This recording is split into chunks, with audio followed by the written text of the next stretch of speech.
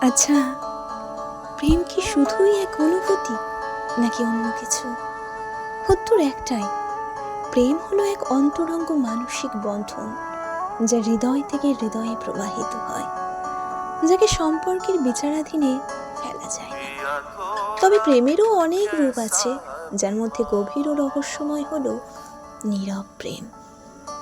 শ্রীকান্ত উপন্যাসে শরৎচন্দ্র চট্টোপাধ্যায় বলেছেন, আমি সমস্তই দেখিলাম, সমস্তই বুঝিলাম, যে গোপনে আসিয়াছিল তাহাকে গোপনেই যাইতে দিলাম।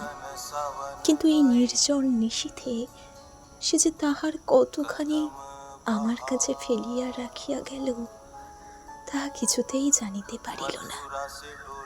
সাইলেন্ট লাভ, বা যাকে বাংলায় বলে নীরব প্রেম, কিছুটা এইরকম। কিছু কথা আর বেশ কিছু না বলা কথা ও ঘটনার মাঝে ভালোবাসা হারায়।